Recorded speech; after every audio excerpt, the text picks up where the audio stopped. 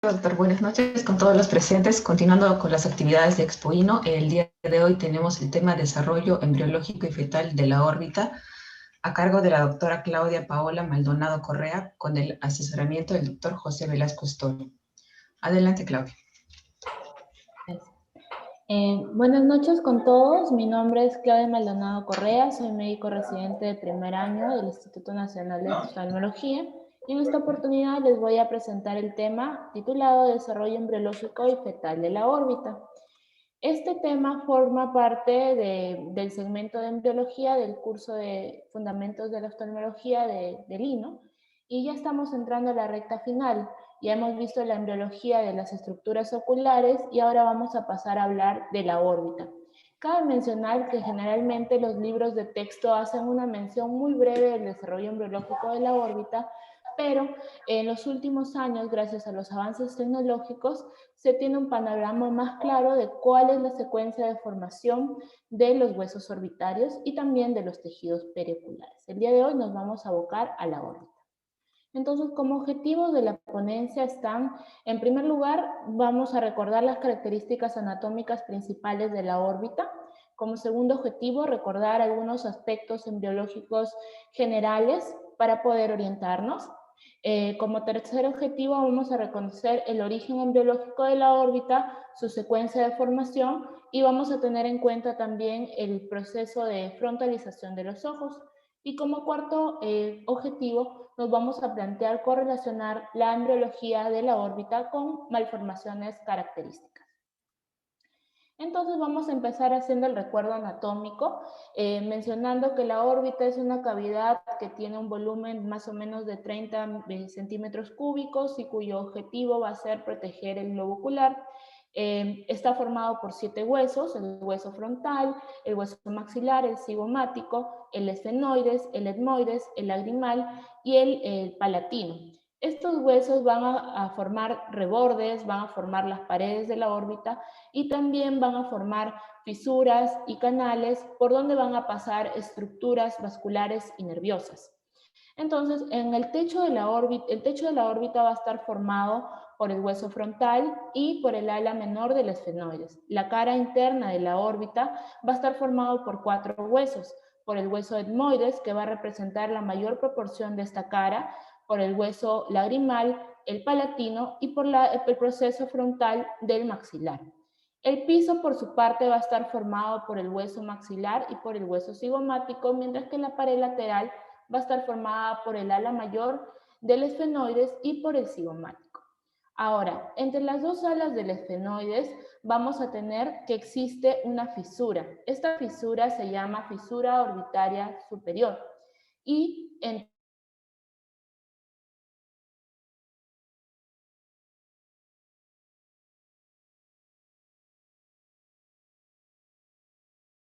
que es el origen de los músculos extraoculares, y este anillo de Zinc va a tener la característica de dividir a la fisura en 3 partes. Una parte que se encuentra por encima del anillo, por donde van a pasar las ramas lagrimal y frontal de la primera división del trigémino, va a pasar también el cuarto par craneal y la vena oftálmica superior.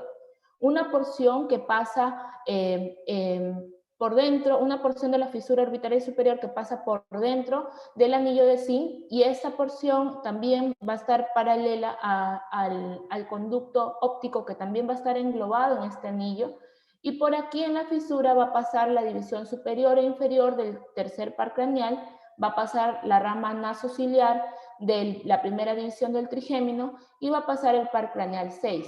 Y por el canal óptico van a pasar la arteria y vena oftálmicas y el nervio oftálmico.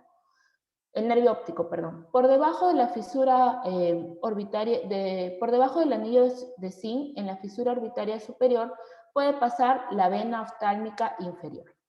Ahora, también tenemos una fisura orbitaria inferior que va a estar entre el ala mayor y el piso de la órbita.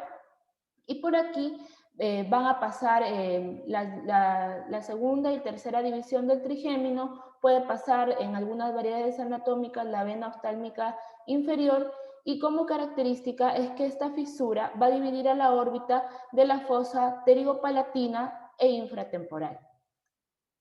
Entonces, ahora que hemos recordado estos aspectos anatómicos, vamos a hablar del desarrollo embriológico de la órbita, el cual se encuentra en estrecha relación con el desarrollo del cerebro, del ojo y de la cara, por lo cual, si ocurriera una alteración durante el desarrollo en cualquiera de estas estructuras, las otras también se van a ver afectadas. Es por eso que vamos a tratar de engranar la información para poder entender cómo finalmente se forma la órbita. Y en primer lugar vamos a mencionar que en la tercera semana de gestación ya ha ocurrido la gastrulación, como hemos visto en las clases anteriores, y producto de ello van a haber 3 capas embrionarias. La primera es el ectodermo, el mesodermo en la parte media, y también tenemos al ectodermo. Y además en la tercera semana se ha formado la notocorda. Así también en la tercera semana se va a dar lugar a la neurulación. Y en la neurulación vamos a ver de que a partir del día 19 se va a formar la placa neural, la cual va a tener como característica que sus bordes se van a comenzar a elevar formando los pliegues neurales. Aquí vemos cómo los bordes se van elevando formando los pliegues neurales y entre ellos va a existir el surco neural. Ahora, estos pliegues van a tender a tratar de juntarse el uno con el otro y el primer punto donde se van a unir va a ser el punto nucal que está a nivel cervical y posteriormente continúa la unión hacia la parte craneal y hacia la parte caudal formando el tubo neural. La parte más craneal va a denominarse neuroporo anterior y este se va a cerrar hacia el día 24 o 25 de gestación y el neuroporo posterior, que es el más caudal, se va a cerrar hacia el día 26. Esto es importante porque a partir de la neurulación vamos a tener como resultado que se van a formar las vesículas cerebrales en la parte craneal y la médula espinal en la parte caudal. Las vesículas cerebrales en la semana 3 van a ser 3. Vamos a tener al prosencéfalo, al mesencéfalo y al romboencéfalo. Pero en la semana 5, estas vesículas se van a dividir ahora en 5 estructuras, dado que el prosencéfalo se divide en telencéfalo o prosencéfalo secundario y en diencéfalo. El mesencéfalo continúa como mesencéfalo y el romboencéfalo se divide en metencéfalo y en mielencéfalo. La médula espinal continúa como médula espinal. Ahora, es a partir del prosencéfalo primario que se va a iniciar la formación del ojo, pues aquí van a aparecer los surcos ópticos. Ahora, otro aspecto importante a recordar en esta ponencia es a las células de la cresta neural, las cuales surgen de la zona más apical de los pliegues neurales y van a tener como característica de que van a migrar dirigiéndose hacia el mesodermo adyacente, donde van a sufrir una transición epitelio-mesenquimatosa. Y esta migración puede seguir 2 vías. Puede dirigirse hacia el tronco y en el tronco dirigirse hacia la parte dorsal, donde van a contribuir con la formación de los folículos pilosos, los melanocitos, o hacia la parte ventral del tronco, donde van a contribuir a la formación de los ganglios sensitivos, por ejemplo. Pero para fines de esta exposición nos van a importar los que migran a la región craneal, pues van a contribuir a la formación del esqueleto craneofacial y también a la formación de estructuras oculares, como hemos visto en las clases anteriores. Y esta es la manera en que van a migrar en la región craneal, pero esto va a ser detallado más adelante. Ahora, también vamos a mencionar brevemente que el mesodermo, que es la capa intermedia, se va a dividir en 3 partes. Un mesodermo paraxial que está alrededor de la notocorda, un mesodermo lateral que se va a dividir en una hoja parietal y en una hoja visceral, y un mesodermo intermedio que está entre ambos. Cada uno de estos mesodermos va a tener sus propios derivados embrionarios, pero el que vamos a mencionar el día de hoy es el mesodermo paraxial. Este mesodermo paraxial va a tener la característica de que se va a segmentar formando en la parte craneal neurómeros y en la parte caudal somitas. Los somitas van a tener la característica de que tienen un patrón de división diaria, por lo cual se puede deducir la edad gestacional por el número de somitas. Entonces, el mesodermo paraxial se puede dividir en neurómeros en la parte craneal y en somitas o somitómeros en la parte caudal. Los neurómeros van a ser los que van a participar en la formación de las estructuras craneales. Habiendo mencionado esto, vamos a pasar a hablar del desarrollo ocular y orbitario en el periodo embrionario. Entonces, hacia el día 22 se han formado los surcos ópticos a nivel del prosencéfalo y en la cuarta semana tenemos de que se han formado las vesículas ópticas. Estas vesículas ópticas van a tender a acercarse hacia el ectodermo superficial que ha generado un engrosamiento llamado placoda cristaliniana y esto se va, al entrar en contacto con esta placoda, la vesícula se va a invaginar formando en la quinta semana la copa óptica, la cual tiene en su zona ventral a la fisura coroidea por donde van a transcurrir los vasos hialoideos. Estos procesos ya han sido explicados antes en clases anteriores y aquí podemos ver un video donde se observa lo que acabo de mencionar, que la placoda del cristalino se va a invaginar y se forma la copa óptica que va a tener dos capas que son la futura retina. Entonces, si bien es cierto en la cuarta semana ya tenemos que se está formando el ojo, en realidad no va a haber una estructura formada como tal de la órbita, sino que lo que van a existir son células mesenquimales que tienen un alto potencial de diferenciarse en estructuras orbitarias. Y estas células mesenquimales van a provenir tanto de las células de la cresta neural craneales, que habíamos mencionado, como del mesodermo paraxial.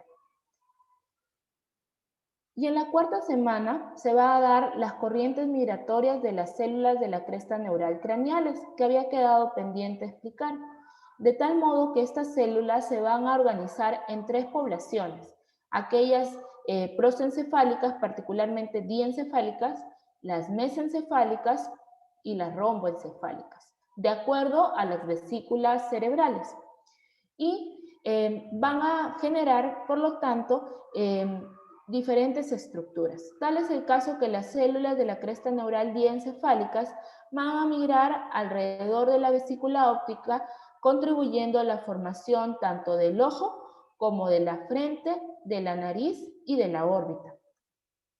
Las células mesencefálicas van a migrar hacia la parte anterior y van a ayudar a la formación de la órbita y del maxilar superior.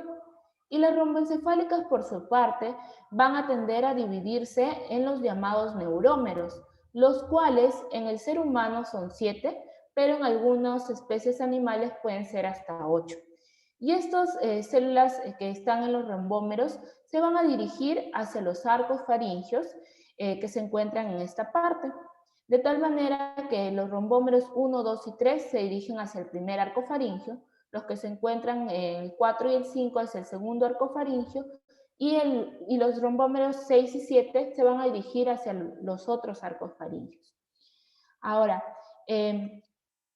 y esto va a contribuir a la formación del maxilar superior y del maxilar inferior. Los arcos faringios que se han formado para la cuarta semana son estructuras que se forman de manera secuencial. Primero el primer arco faringio, luego el segundo y así sucesivamente. Van a estar formados por mesodermo en su parte central y van a estar rodeados en la parte externa por ectodermo y en la parte interna por endodermo. Y además, alrededor de ellos se van a formar en la parte externa las hendiduras faringias y en la parte interna las bolsas faringias. Cada una de estas estructuras va a contribuir a la formación de la cara y del cuello. Particularmente nos va a interesar el primer arco faringio, que es también llamado mandibular, que va a dar origen a las prominencias maxilar y mandibular, que son prominencias que van a participar en la formación de la cara, y por lo tanto este arco faringio va a contribuir en la parte del esqueleto formando el hueso maxilar, el hueso cigomático, y también va a tener derivados nerviosos y musculares. Entonces, hacia la cuarta y la quinta semana vamos a ver que para que se forme la cara se van a formar 5 prominencias faciales, las cuales inician su formación desde días antes, desde el día 24, pero se encuentran ya establecidos como 5 prominencias faciales a la cuarta a quinta semana. La primera prominencia facial es la prominencia frontonasal, que es única, que es redondeada y se encuentra por encima del estomodeo y se encuentra ventral a los hemisferios cerebrales. Esta prominencia facial va a contribuir a formar la frente, la nariz y también la cara interna de la órbita. Y luego tenemos dos prominencias pares, que son las dos prominencias maxilares, que se van a encontrar superiores y laterales al estomodeo, y dos prominencias mandibulares que se van a encontrar inferiores al estomodeo. Entonces, aquí vamos a ver un video donde vamos a poder apreciar cómo es que interaccionan estas prominencias para la formación de la cara. Y se están señalando cada una de las prominencias que acabo de mencionar y también los arcos faringios que están más hacia la parte caudal. Se va a dar entonces el crecimiento de la prominencia frontonasal, que se va a comenzar a dirigir hacia la parte caudal, y en ellos y en esta prominencia van a verse dos engrosamientos ectodérmicos, que son las placodas nasales, a partir de las cuales se van a formar las prominencias nasales lateral y medial, que van a permitir la formación de la fosa nasal, y la prominencia nasal lateral se va a fusionar con la prominencia maxilar para dar lugar a la formación del labio superior. Durante este proceso se va a formar el conducto nasolagrimal, y esto es un proceso que ya se ha explicado en la clase anterior de vía lagrimal, ¿no? Pero producto del crecimiento de las prominencias faciales, los ojos que se encontraban en una parte lateral van a comenzar a visualizarse en la cara, en la parte anterior de la cara, como podemos observar. Y poco a poco el feto va a comenzar a tener una disposición de las estructuras faciales como la que tenemos al nacimiento. Y ahí lo podemos ver. El proceso de frontalización va a ser explicado en diapositivas más adelante. Entonces, la prominencia frontonasal va a derivar del diencéfalo y del mesencéfalo, y las prominencias maxilares y mandibulares van a derivar del romboencéfalo, particularmente del primer arco faríngeo. Y el cráneo, entonces, lo vamos a poder dividir en dos partes.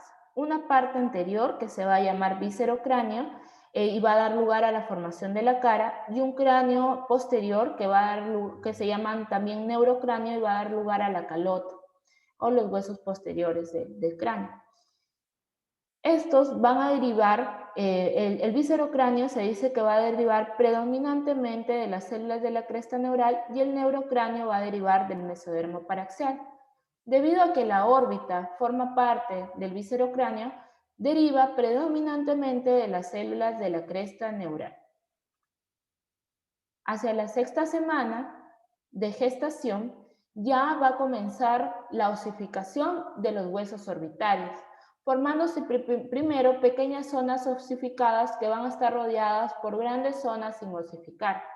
Y las zonas osificadas van a tener un alto potencial de generar otros centros de osificación, porque tienen una parte que se llama cápsula mesenquimal membranosa, que tiene este potencial de diferenciación. Y entre los huesos que se están formando van a haber suturas que al inicio van a ser sin osificar. El proceso de osificación va a ser de dos tipos: endocondral e intramembranoso. El endocondral es un proceso indirecto en el cual primero se forma cartílago para después formarse hueso, mientras que el intramembranoso es una forma directa en la cual se forma hueso directamente a partir de los osteoblastos. Los huesos esfenoides y etmoides se forman a partir de osificación endocondral, mientras que el resto de huesos se forma por osificación intramembranosa.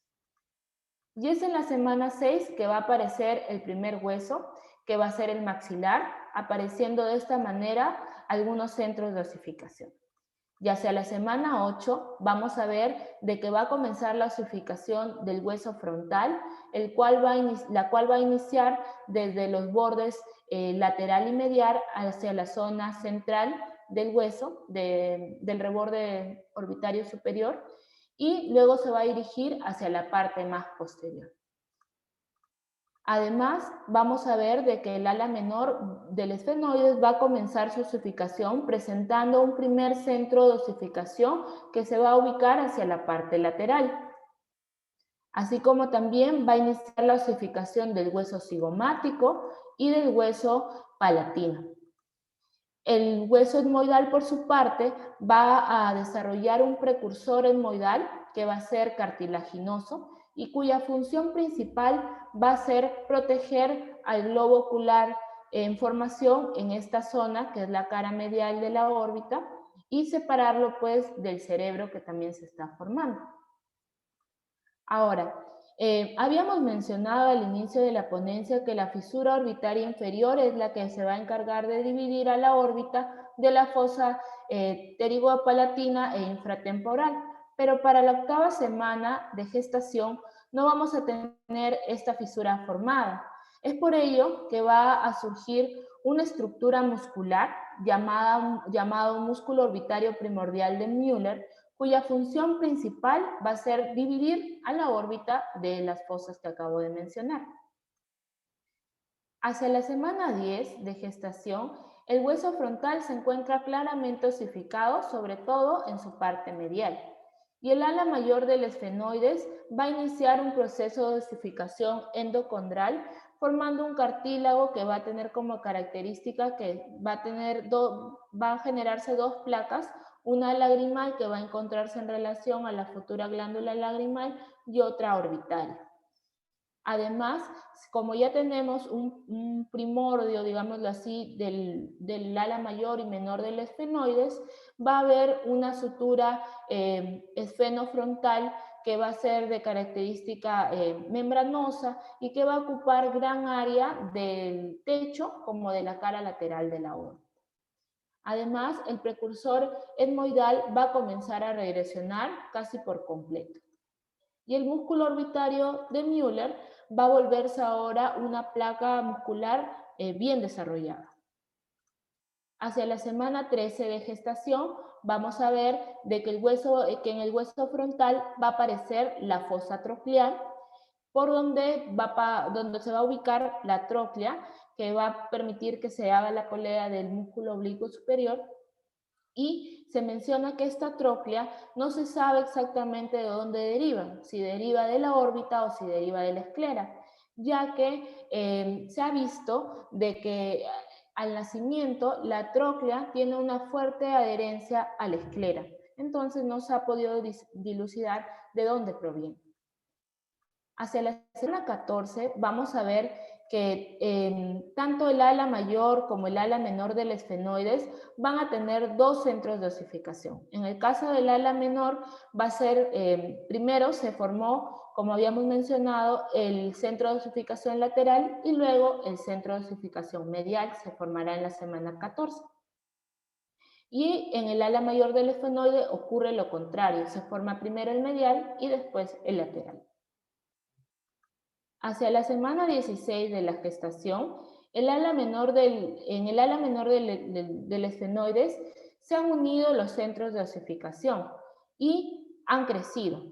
Por lo tanto, este hueso va a tener ya una característica una apariencia más definida. Y el etmoides, por su parte, aún no se ha osificado, continúa siendo un precursor cartilaginoso. El músculo de Müller va a comenzar un proceso de osificación para contribuir a la formación de la fisura orbitaria inferior y cumplir el rol divisor entre la órbita y la fosa pterigopalatina. Luego, en la semana 18, el ala menor del esfenoides se ha osificado completamente y ha formado el canal óptico. Y el ala mayor del esfenoides va a tener en esta edad gestacional que sus centros de osificación van a tener ya la misma densidad. porque en un principio, al formarse primero el centro de osificación medial, este va a ser más denso que el lateral, pero hacia la semana 18 esto se equipara. Y al haber ya al haberse formado ya el ala menor del esfenoides, vamos a ver de que se forma la fisura orbitaria superior. Entonces, aquí vamos a tener a la fisura orbitaria superior y al canal óptico que se ha formado ya hacia la semana 18. Por otro lado, el músculo orbitario de Müller va a separar ya como tal a las fosas pterigopaletina e infratemporal, porque ya se ha osificado en esa porción y ya está cumpliendo el rol camerita. Y como ya está cumpliendo el rol que tiene, este músculo va a comenzar a disminuir de tamaño. En la semana 20, el etmoides empieza al fin su osificación, comenzando de esa manera a presentar diferentes centros de osificación. Y el músculo de Müller va a convertirse ahora en una membrana para continuar con su proceso de regresión. En la semana 23 se va a acelerar la osificación del ala mayor del esfenoides, del frontal, del etmoides y del maxilar, y el músculo orbitario de Müller va a disminuir aún más de tamaño. Y en la semana 24 se va a formar el anillo tendinoso de zinc, que habíamos dicho que tiene una estrecha relación con la fisura orbitaria superior y el canal óptico. Ahora vamos a hablar del proceso de frontalización de los ojos. Entonces, hacia la semana 4 tenemos que se han formado las dos vesículas ópticas, las cuales tienen una relación la una con la otra a un ángulo de 180 grados.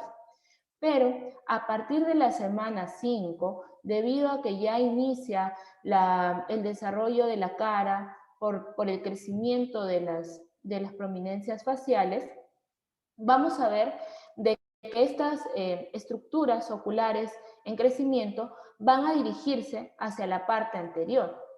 De tal modo que en la semana 5, si nosotros vemos de frente al embrión en formación, lo que vamos a ver solo son las placodas nasales. Pero conforme van pasando las semanas, ya se empieza a apreciar los ojos que se están formando y se están dirigiendo hacia la parte más anterior. Este proceso de frontalización va a tener su máxima velocidad en la semana 9, pero puede continuar durante toda la gestación e incluso se dice que continúa después del nacimiento. Entonces, a la semana 9 de gestación, ya los ojos se van a encontrar en la parte más frontal y van a tener y las estructuras de la cara van a tener la disposición de un adulto. Sin embargo, van a ser visibles recién a partir de la semana 10 o 11. Esto va a ser aparente a partir de la semana 10 o 11. Entonces aquí vamos a mencionar que para la semana 7, la cara va a estar representada en un 60% por la zona central, que va a estar dada por la prominencia frontonasal. Y cuando esta prominencia frontonasal comienza a crecer y diferenciarse para formar la nariz, tiende a bajar un poco, y eso permite que los globos oculares se dirijan hacia la parte anterior. Al igual que el crecimiento de los hemisferios cerebrales permite que empuje a los globos oculares en formación hacia la parte anterior. Y hacia la semana 9 ya la cara va a estar representada solo en un 20% por la zona central. Ahora bien, todo este proceso que he mencionado está regulado por una serie de genes, al igual que el desarrollo del ojo que habíamos visto en las clases anteriores, donde el principal gen que participa en el desarrollo ocular es pues el PAC6, que va a permitir que se formen dos vesículas ópticas y posteriormente activa otros genes. Entonces vamos a ver qué genes participan en el desarrollo orbitario.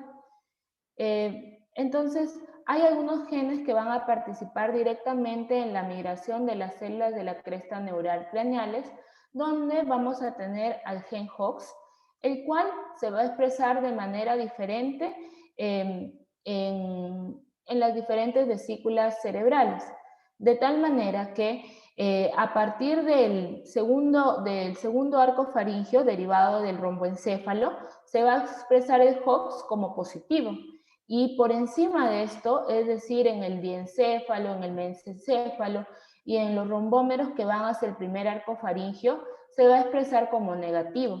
Y esto va a permitir de que estas células de la cresta neural, de estos segmentos, se dirijan hacia la región facial. Y estas son las células que se ven representadas en este corte, que es de un embrión de pollo, donde vamos a poder ver que estas células rosadas se dirigen hacia la región facial y las celestes son las que van a expresar el gen HOX positivo hacia la parte más caudal. Ahora, tenemos otros genes que participan, como el gen de crecimiento fibroblástico, particularmente el gen 8, que va a participar en la migración de las células de la cresta neural craneales y que cuando se altera puede generar algunos síndromes, como el síndrome de DiGeorge o el síndrome de Treacher-Collins. Por otro lado, tenemos al gen de las proteínas morfogenéticas del hueso, el cual va a encargarse de activar al gen WNT. Y este gen WNT va a tener como función permitir la diferenciación epitelio-mesenquimatosa de las células de la cresta neural. Ahora, para que se produzca el crecimiento, la diferenciación y fusión de las prominencias faciales de manera adecuada, van a intervenir a ciertos genes y también ciertos factores. De tal manera que va a funcionar en esta parte el gen Sonic Hedgehog, el cual se va a expresar a nivel del prosencéfalo, a nivel de las prominencias frontonasales y maxilares, para, como podemos ver aquí, para que se dé el crecimiento, diferenciación adecuada. Luego vamos a tener al gen BMP, que es el gen de las proteínas morfoestructurales del hueso, que también se va a ver expresado a nivel de las prominencias faciales. Y vamos a tener al gen que influye en el factor de crecimiento fibroblástico, que también va a participar en las prominencias faciales. Ahora, por otro lado, vamos a tener al gen WNT, el cual se va a expresar en las 5 prominencias faciales, incluyendo las mandibulares, y al gen Aries-like, el cual va a tener como característica que va a ser el gen que va a permitir la frontalización de los ojos. Si este gen se ve alterado, vamos a presentar la alteración llamada hipertelorismo. Aparte vamos a tener dos factores que son el ácido retinoico, que se deriva del aldehído deshidrogenasa, y este se va a expresar a nivel del telencéfalo, del ojo y de la nasofaringe. Y se ha visto que valores reducidos de este ácido retinoico van a influenciar en que no se dé una adecuada fusión de las prominencias faciales. Lo mismo ocurre con la hormona T3, que cuando se encuentra en valores disminuidos, también altera la fusión de las prominencias faciales. Entonces aquí tenemos las prominencias faciales que se han formado por la interacción de estos genes. Entonces ahora vamos a pasar a hablar de las malformaciones orbitarias, mencionando en primer lugar al anoftalmos, el cual puede ser de 3 tipos. El anoftalmos primario, que ocurre por una alteración en la formación propiamente de la vesícula óptica. Se va a producir generalmente de manera bilateral y es bastante infrecuente. Se define como anoftalmos entonces a la ausencia total del tejido ocular, pero esto es bastante infrecuente, generalmente aunque sea hay un rezago, por eso es que se menciona en toda esta parte que es raro. Ahora, el otro tipo de anoftalmos que tenemos es el secundario, el cual se produce porque no se forma el tubo neural anterior por una alteración en la formación de las vesículas cerebrales desde la semana 3. Entonces, este defecto va a ser raro, va a ser mortal porque el embrión no va a desarrollar un cerebro. Y finalmente, el tercer tipo de anoftalmos es el consecutivo, que ocurre por una degeneración secundaria de la vesícula óptica. Se formó la vesícula óptica, pero por diversos factores no continuó su crecimiento. Ahora, la vesícula óptica va a cumplir un papel organizador en el desarrollo de la órbita. Por lo tanto, si la vesícula óptica no se forma o se forma mal, la órbita va a formarse de manera hipoplásica, al igual que los párpados y los anexos. En la otra malformación es el microftalmos, el cual es más frecuente en comparación al anoftalmos, y su tamaño va a variar según la gravedad va a variar según el tamaño del ojo que se formó mal, y también se va a acompañar de una órbita hipoplásica y el paciente suele tener una alteración visual notoria. Por lo tanto, el tratamiento que van a recibir van a ser básicamente a través de una expansión de la órbita para luego colocar un implante y mejorar la apariencia estética. Ahora, la otra malformación es el hipertelorismo, la cual se da por una alteración del proceso de frontalización que inició en la semana 5 y que tiene su máxima velocidad en la semana 9. Entonces, ¿qué es lo que ocurre? Normalmente, las paredes laterales de la órbita forman entre ellas un ángulo de 90 grados, pero en el hipertelorismo este ángulo va a ser mayor. Por lo tanto, los ojos se van a ver separados. Y entonces lo que va a ocurrir aquí es que vamos a poder observar que tanto la distancia intercantal como la distancia interpupilar se encuentra aumentada. Y esto puede deberse a alteraciones genéticas, como por ejemplo una alteración del gen Aris-like, o también por alteraciones como la craneosinostosis, que generaría un cierre prematuro de las suturas y por lo tanto impediría que la órbita se frontalice. Puede ser también por encefaloceles o otras masas que por un efecto mecánico impidan que las órbitas se dirijan hacia la parte anterior, o también por la osificación temprana del ala menor del esfenoides que al encontrarse en la parte central de la órbita impediría también que se lleve a cabo este proceso. Ahora, otra cosa que mencionar es las displasias óseas que pueden ocurrir a nivel de cualquier parte de los huesos del cuerpo, por lo tanto, también pueden ocurrir a nivel de la órbita. Y esta es una alteración de la distribución o del crecimiento del hueso, en este caso a nivel orbitario. Y es un defecto primario. ¿Qué quiere decir primario? Que ocurre durante la formación de las estructuras óseas. Y vamos a hablar particularmente de la displasia ósea que ocurre a nivel del hueso esfenoides. Este hueso esfenoides tiene, como habíamos estado mencionando, un ala mayor y un ala menor. La displasia de este hueso afecta con mayor frecuencia al ala mayor. Generalmente el paciente no tiene síntomas y se puede detectar a través de una radiografía de cráneo simple o con una tomografía computarizada. Y se ve asociado a algunos defectos, como por ejemplo que la fisura orbitaria tiende a elevarse, la fisura orbitaria superior tiende a elevarse, o por la proximidad con el lóbulo temporal, genera de que exista un contacto del lobo ocular hacia esta estructura, o una comunicación, mejor dicho, de la órbita hacia el lóbulo temporal.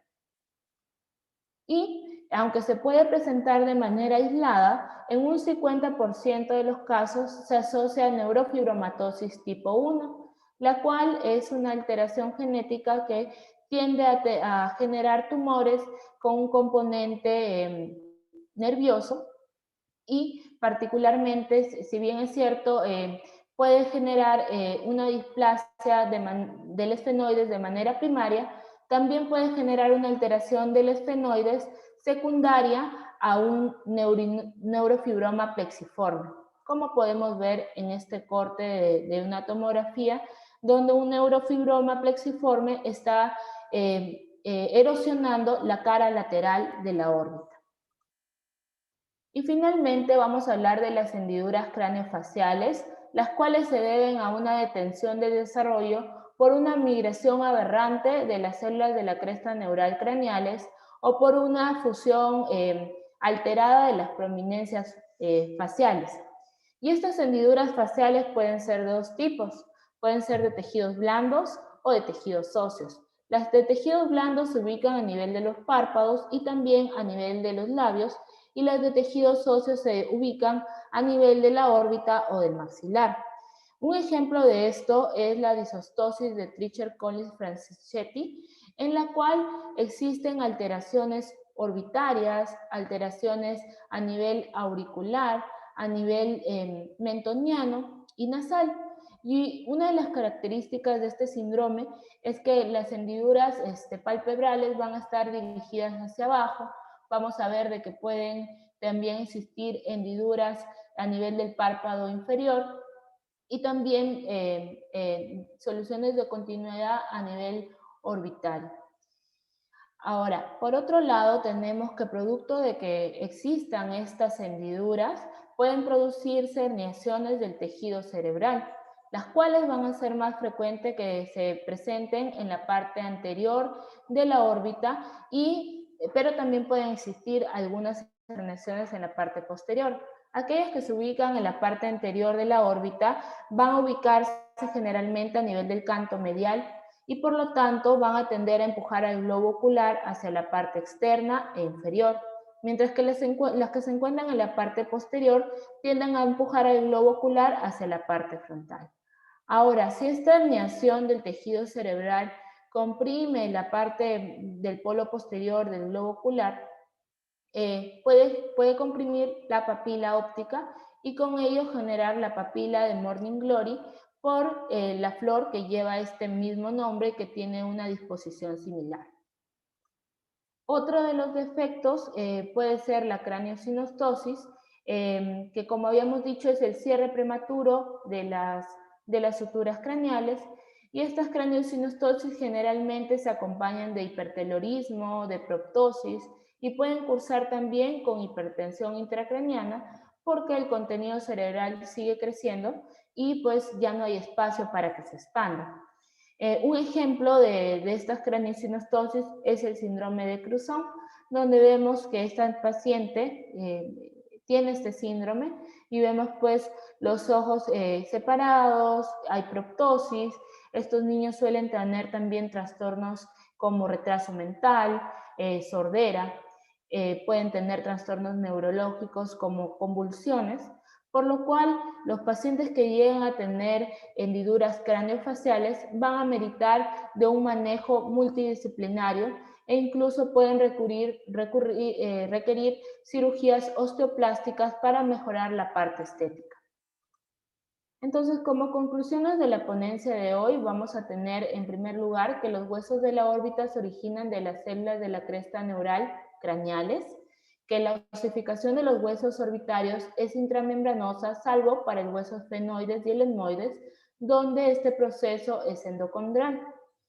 El primer hueso orbitario en formarse es el hueso maxilar y el último en terminar su osificación es el etmoides.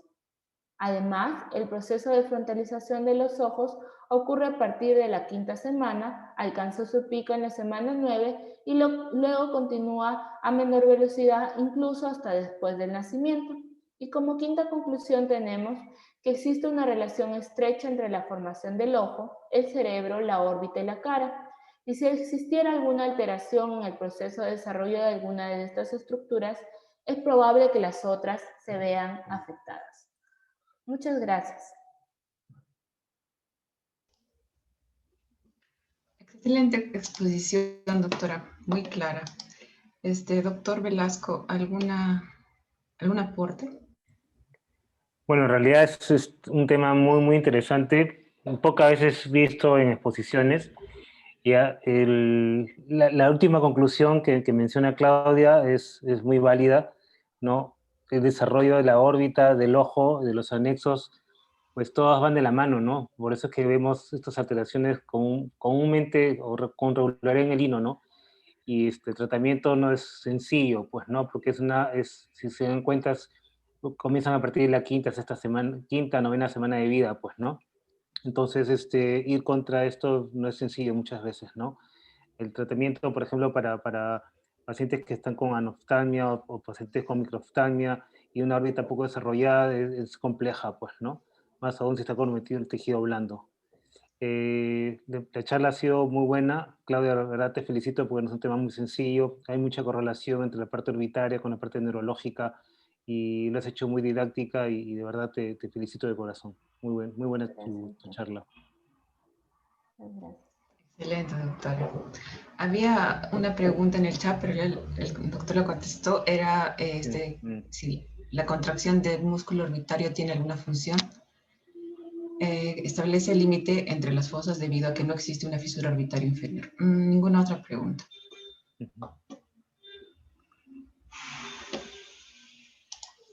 Listo. Deja de compartir la pantalla para compartir la charla de mañana.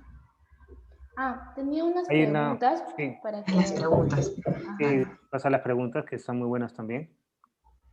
Ya, Estoy diciendo Pedro ya. sí, Comparte las preguntas para el público. Ya. sí. Claudia, ¿algún comentario con Sí, de, justo. de- de ese músculo que te preguntaban? Porque ahí veo la pregunta, no sé si se Sí, refieren al músculo orbitario primordial de Müller en la pregunta. sí, ahí respondimos por el chat, Pedro, por cuestiones de tiempo, pero igual puedes hacer un comentario tú si deseas también. Ah, bueno, no, yo pensé que le iba a responder Claudia. Ah, ok. Bueno, el músculo orbitario de Müller se forma para básicamente dividir a la órbita de la fosa asterigo-palatina y de la fosa infratemporal. Entonces, va un proceso, ¿no? Primero es músculo netamente, luego sufre un proceso de osificación para contribuir a la formación de la fisura orbitaria inferior y luego se vuelve una membrana y regresiona de manera progresiva, ¿no? Entonces, básicamente la función que tiene es dividir, separar a la órbita de las fosas. Sí, aquí hay otra pregunta. Entonces, Kelly, ¿la puedes leer?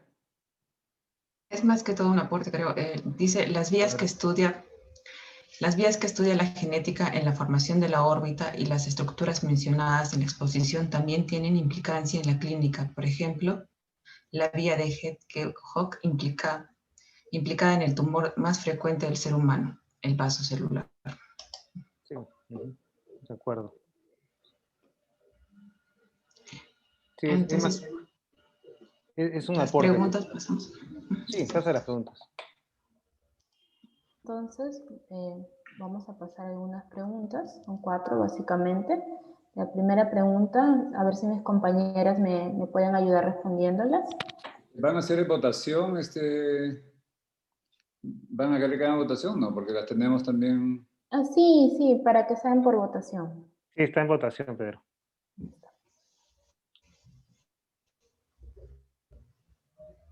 ¿Damos 2 minutos? Bien.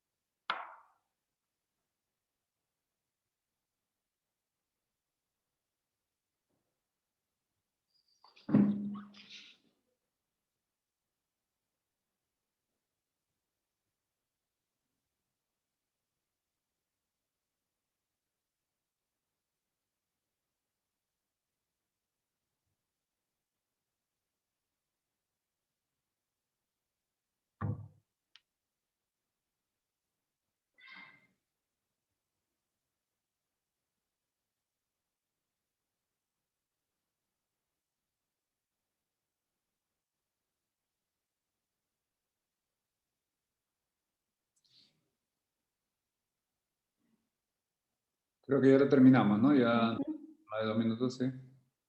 Ok. Bien.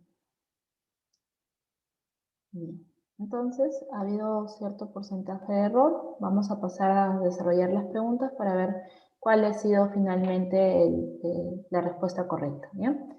Entonces, la primera pregunta, por favor, para que me ayuden mis compañeras.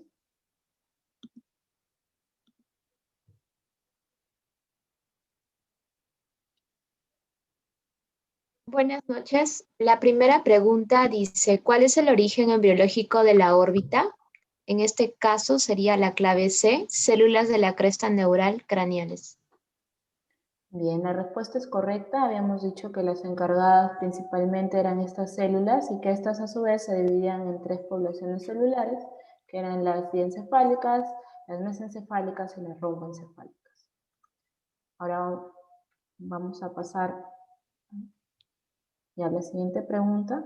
Se ha ocurrido una. El 2, la pregunta 2. Opa, una menos. No está. Esta es, pero ya.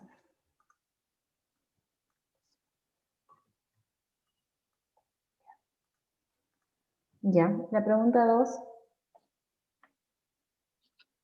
¿En qué semana aparecen células con alto potencial de diferenciación para formar la futura órbita?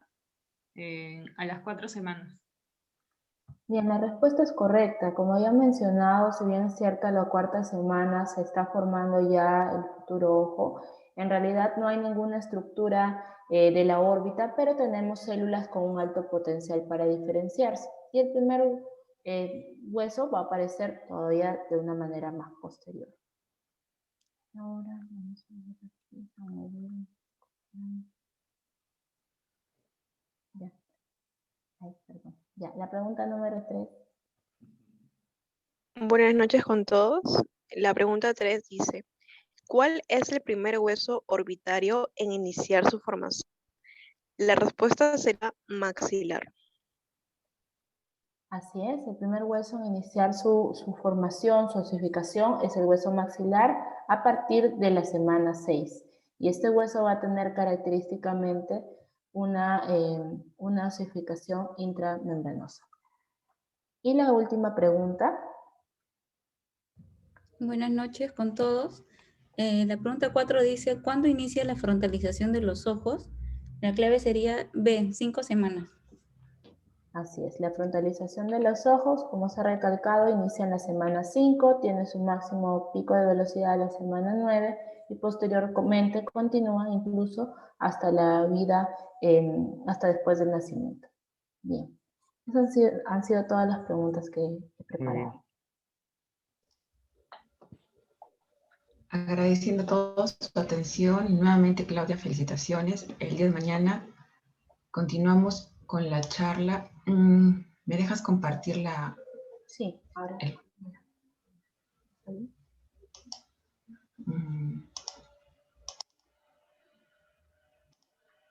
Tenemos acomodación y presbicia a cargo de la doctora Luisa Maita, R1 del Instituto Nacional de Oftalmología, con el asesoramiento del doctor Felipe Torres, así que los esperamos. Listo. Gracias. Muy bien. Listo, Muy bien, muchas Claudia. gracias. Felicitaciones, Claudia. Muy buena tu charla. Y bueno, nos vemos todos el día de mañana. Cuídense mucho. Muchas gracias. Buenas noches. Muy bien. Hasta Gracias, luego. Pedro. Gracias, Pedro. Nos vemos.